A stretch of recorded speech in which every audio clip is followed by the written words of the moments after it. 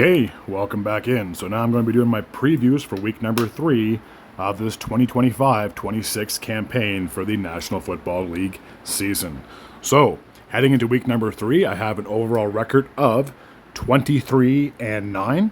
So as long as I don't go 0-16 with all my picks for this week, I should still be above 500, fingers crossed. So starting on Thursday, by the way, all 32 teams are in action. There's no bye weeks, so all 32 teams will be playing. Therefore, we'll have 16 games of Week 3 action from this weekend. Thursday night, we have a battle in the AFC East as we have the 2-0 Buffalo Bills taking on the 0-2 Miami Dolphins. For the Dolphins, I don't want to say this is a must-win, but if you start the season off 0-3 and the teams in your division are ahead of you, it doesn't matter if they're ahead of you by 1 game or 2 games or 3 games, that's a pretty tall hill to climb, I should say, my apologies, to try to get yourself out of that hole. So for the Dolphins, they need this victory very badly, especially if they want to try to stay in contention. I know it sounds crazy to say that this early in the year, but if you have a poor start to September and your October isn't any better, by November, December, you could be playing meaningless football games. So they got to get their ish together. And they need this victory over the Bills, but I just think Buffalo is just too strong of a team. I don't see a scenario where they go into Buffalo and win, especially after they had such a poor performance in Week 1. And they played better in Week 2 against the Patriots, but they still ultimately lost the game. So I don't know. I just give the Bills all the momentum. It doesn't matter if it's in Buffalo, in Miami. I would still take the Bills all day in this matchup. All right, the rest of the games are from Sunday. So there we go. First one is a battle in the NFC South as we have the 0-2 Carolina Panthers taking on the 1-1 Atlanta Falcons. I'm going to give the edge to Atlanta, even though they won last week, but they obviously lost in Week 1 against Tampa Bay. I think they're a team that's on the rise. If they are not able to stay competitive with Tampa Bay, they could possibly maybe sneak into a wild card spot this year, but if they don't make the playoffs this year, their future is bright. Michael Penix is a legitimate quarterback, even though it's technically his rookie year because he came in last year when Kirk Cousins got benched. So this is his team. It's his job to lose. It's his team that's going to have his back behind him, and as long as he can stay healthy and limit the turnovers, then Atlanta should be a very good team. I wouldn't be surprised if they finish 9-8 or something like that. I could see them finishing maybe above 500. They should finish somewhere around the 9-8 mark. They might be 8-9, 10-7 might be a stretch, but I think this is a team that they're not going to be in the basement of the NFC South. So they should be getting back to a playoff contention. If it's not this year, it could be next year. But like I said, as long as they win this one, and say Tampa, for some crazy reason, loses theirs, they could be technically tied for first in that division by the end of the weekend. So I got a lot of hope for Atlanta. I'm not a Falcons fan by any means, but they got a bright future ahead of them. All right, the next game takes place in Cleveland as we have an inter-conference matchup between the Cleveland Browns and the Green Bay Packers. Cleveland is 0-2 to start the season off, while Green Bay is 2-0. So you have a battle of the winless and a battle of the undefeated heading into Ohio. I'm going to give the edge to Green Bay. It's not just their offense, their defense seems legit. When you have a Micah Parsons on your team, I still can't get over that trade. And if I was a Cowboys fan, I would be so bitter that he didn't get re-signed, especially since he was a first overall pick not too long ago. You think he would have been the face of the franchise kind of a thing. He was definitely the man on defense. There's no question about that. But now that he's in Green Bay, he seems to be fitting in just fine. And I could see him having a pretty big day against the Browns. And this defense, like I said, they are no joke. The Packers are on top of that NFC North for a reason. And don't be surprised if they stay there for the remainder of the year. So I got Green Bay all day in Cleveland. All right, the next matchup takes place in the AFC South as we have the 1-1 Jacksonville Jaguars taking on the 0-2 Houston Texans. Now, Houston's burned me the first 2 weeks of the season because I have predicted that they would win. both of their respective matchups. Unfortunately, they fell short. This is honestly the Texans are kind of in the same situation as, say, the Dolphins. You start off 0-3, your season could come crashing pretty soon, a lot sooner than you'd hope. And considering they were the favorites, and I even predicted that they should win the AFC South, they're already 2 games behind the Colts, and they're obviously a game behind the Jaguars. So this is a key matchup right here. If you can defeat Jacksonville and go 1-2, you have a very good chance of playing catch up with that team. And with any football game, you have a huge... It's always a huge matchup. Doesn't matter if it's home or away, because division games matter more, personally, to me, than, say, a team in the AFC East or a team in the AFC North or a team in the AFC West. Yes, obviously those matchups or those games could matter, but division matchups are so key. I can't stress that enough. So I'm going to predict Houston one more time. If they happen to lose this game, then I don't care who they play the rest of the season. If you're 0-3, not playing well, then I'll be done predicting for you, to say the least. So yeah, this will be my make or break game for the Texans. They need this win against the Jaguars. If they drop to 3-0, they could be, at best case scenario, 2 games behind first place. At worst case scenario, they could finish 3 games behind first place. So this is a very critical game, even though it's still early in the season. I say this about a lot of games. This season goes by real fast, and before you know it, Week 18 will be here. And if you don't have an X beside your name, obviously you're going to have a longer off season than the other rest of the teams. All right, another inter-conference matchup between the Minnesota Vikings and the Cincinnati Bengals. Now, had Joe Burrow not gotten hurt, I would have had the Bengals all day in this one, but the fact that they still don't have a starting quarterback named, whether it's Browning, whether they go to a third-string quarterback, or maybe they sign a quarterback, or maybe they trade for a quarterback within the next couple of days, who knows what can happen. But I'm going to take Minnesota in this matchup only because Joe Burrow is not playing. If Joe Burrow is playing, I'd take the Bengals all day. But just like I talked about in my review, when you lose a guy like that on your team, it really hurts. It's great that they're 2-0 and they're still technically first in that division. But if they lose this one and, say, the Ravens win, the Steelers win in their Week 3 matchups, then you could have a 2A or 3-team tie for first place in that division that fast. So a very critical game for the Bengals. If they happen to pull this one off, then obviously they should have a minimum of a 1-game lead ahead of the Bengals and Steelers respectively. But if they lose this and lose next week, then they could be easily tied or be sitting in second or third place by Week 4 or 5. It's crazy how much of an impact one person could have on a team. And I know everybody's mentality is always next man up. And there have been tales in the past where a player went down, somebody else took over for him and succeeded.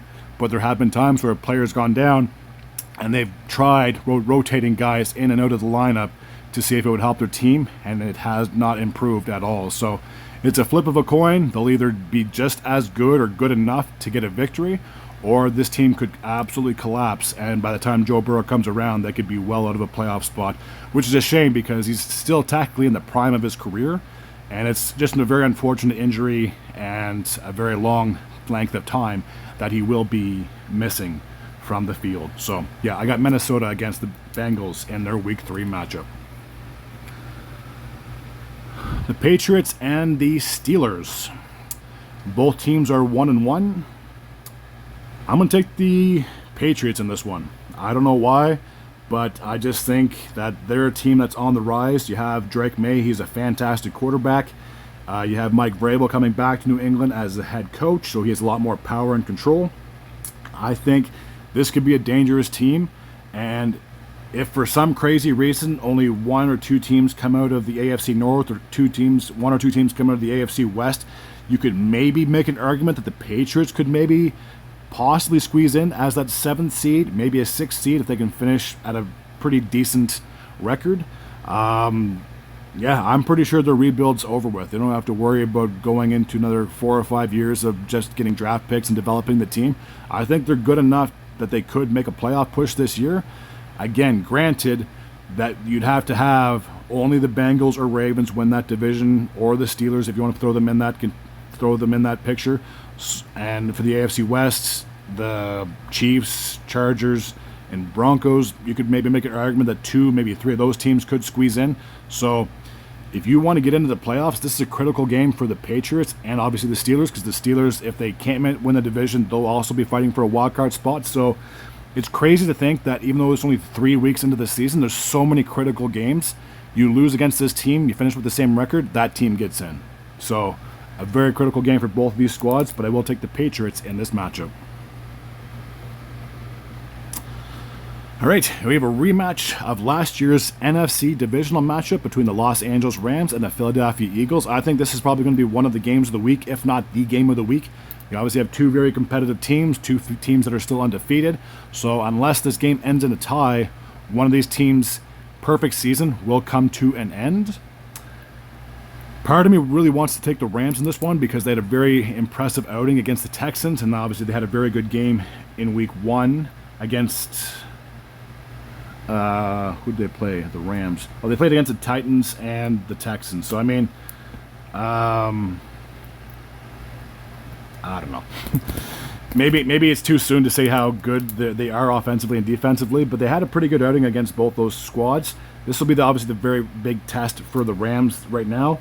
I'm going to give the edge to the Eagles in this one. They have home field advantage, and even though they have lost pieces in the offseason due to signings, trades, whatever it is, they're still a very good group, a very tight group, and I wouldn't be surprised if they finished 3-0 by the end of this matchup. So I will give the Eagles the home field advantage in this matchup.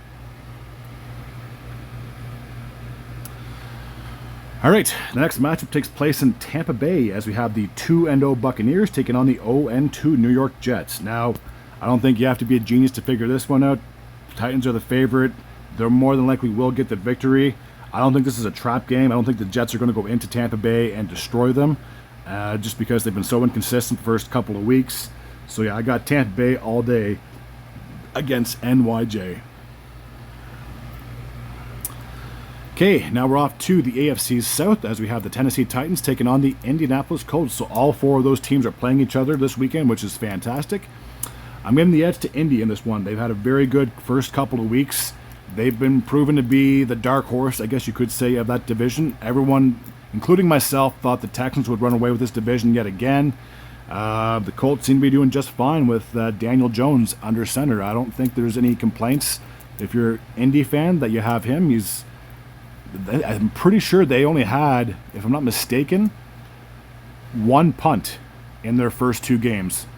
Unless their 4th down convert or turnover, that was the only thing that happened. But the fact that their punter has barely seen the field, maybe just to hold the ball for an extra point attempt or a field goal attempt or maybe a kickoff, but he's basically getting paid to kind of just hang out on the sidelines, and that's a dream job, I think, for anybody. If you're going to get paid $1 million and some odd dollars to show up once in the blue moon, I think anybody would take that deal. So yeah, I'm going to give the edge to Indy in this one. Again, with the Titans, it's just unfortunate that they're still in a rebuild kind of era.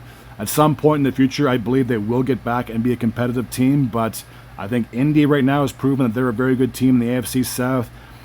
Unless Houston absolutely craps the bed and just has no success at all throughout this season, I have a little bit of faith that they should bounce back and get back into contention.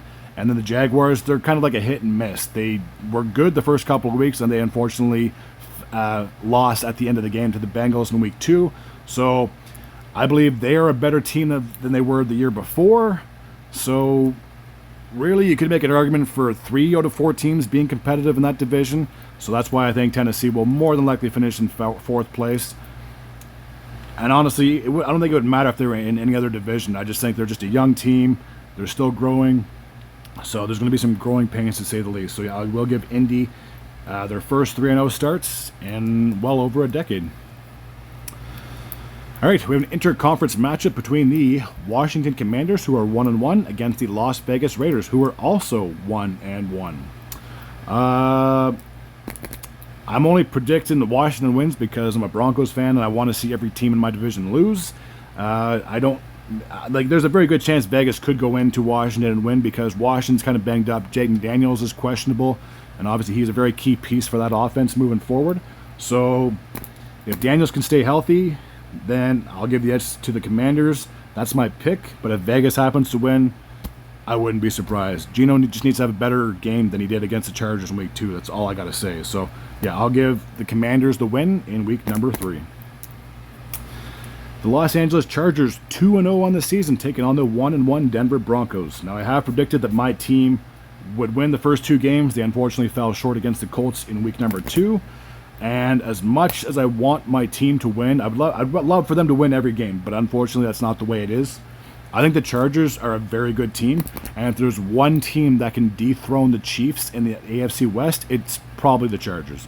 And I'm not cheering for them. I'm not hoping they succeed in any way. But they're a very good team. Justin Herbert is definitely, in my opinion, if he's not a top 5 quarterback in the league, he's definitely in the top 10 conversation. And Jim Harbaugh, if I'm not mistaken, not John, is a fantastic coach. I've said this before in my videos. He's had success everywhere he goes. He unfortunately, the only thing that's eluding him is a Super Bowl championship. He did lead the 49ers to a Super Bowl back in 2012, 2013. Unfortunately, they lost to the Ravens. And he went on to Michigan. He obviously won there when he was with them. And last year was his first year as a head coach for the Chargers. They made it to the playoffs. They should make it once again to the playoffs. If they keep it at this pace, like I said, if there's one team that can dethrone the Chiefs, I would put my money on LA. So yeah, I'm going to give the edge to LA in this matchup. They should stay undefeated. But if the Broncos win, I'd be happy. They're going to pig in you-know-what. Okay, 3 more games on Sunday, and I believe there's 1 game on Monday, if I'm not mistaken. Or maybe this is... Oh, wait, sorry. Nope. These 3 are the late afternoon games on Sunday. Then I have the Sunday night game, then the Monday night game. So I'm getting there. This probably will be a half an hour prediction video, so I do apologize for the length of this. But I just get so excited when it comes to football. I could talk about football all day. All right, the next matchup takes place in Seattle as we have the 1-1 Seattle Seahawks taking on the 0-2 New Orleans Saints. I'm going to give the edge to the Seahawks in this matchup. The Saints, unfortunately, they are in a rebuild. Yes, they did put up a bit of a fight against the 49ers last week. Unfortunately, they fell short. I believe they'll be more of a competitive team this year because obviously with the year of experience, you bring back a lot of the same guys, offensively, defensively, the same coaching staff, then you should be able to gel a lot better. So I think they'll be a more competitive team, but I still think it's going to be a tough road for them. Between the Panthers and Saints, I think one of those 2 teams, like those 2 teams, in my opinion, likely finish 3rd and 4th in the NFC South. I'm not trying to crap on them, but when you look at the Falcons and especially the Buccaneers, I believe those 2 teams statistically are better than the Panthers and Saints themselves. So yeah, that's why I'm giving the edge to the Seahawks at home with that 12th man flag. All right, this 0-2 Chicago Blackhawks, Chicago Bears are taking on the 1-1 Dallas Cowboys. I almost said Stars there. I have hockey on my mind, apparently. I think Dallas has this matchup. I'm going to give them the victory in this one. Chicago, they're still trying to figure their ish out. Again, they're technically, well, this is technically Caleb Williams' 2nd season, so there's still, it's like growing pains. You're going to have some tough losses. You're going to have some blowouts and stuff like that. You just got to put off to the side, try to focus on next week. Their defense better show up. Otherwise, they could be giving up another 50 points in this matchup as well. So just because their defense isn't that great, their offense isn't really clicking all the time, very inconsistent. Dallas just put up 40 points last week against the Giants. So I wouldn't be surprised if they ran the score up against the Bears in this one. So I'm going to give the edge to the Cowboys. They should improve to 2-1.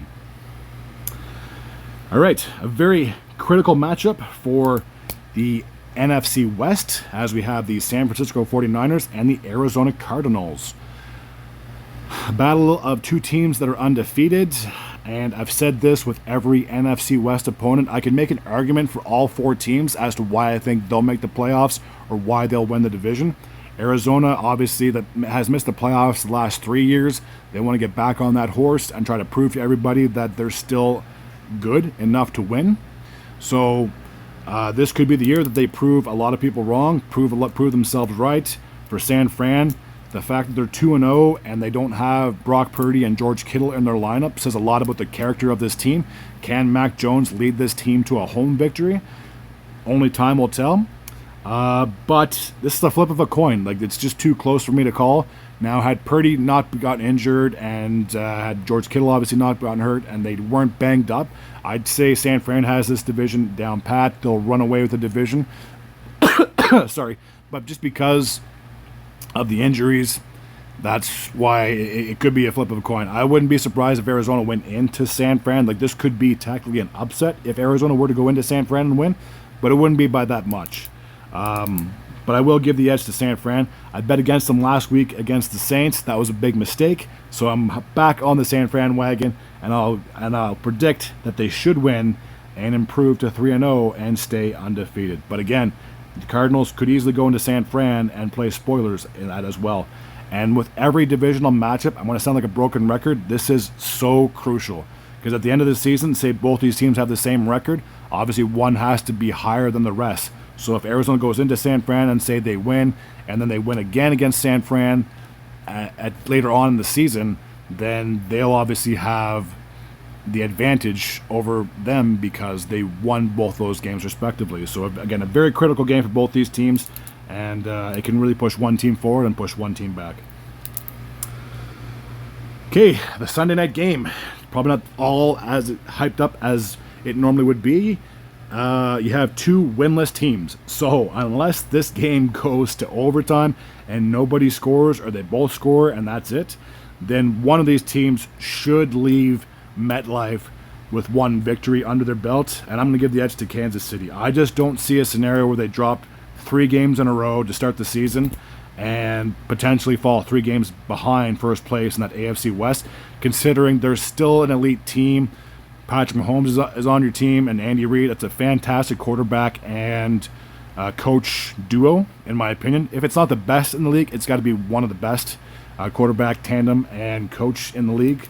I just don't see a scenario where the Giants defeat the Chiefs. Now, granted, the Giants were close to defeating the Cowboys last week, so maybe you could say they could take some of that momentum that they had and bring it at home and get a victory against a very good team in Kansas City who are just underperforming.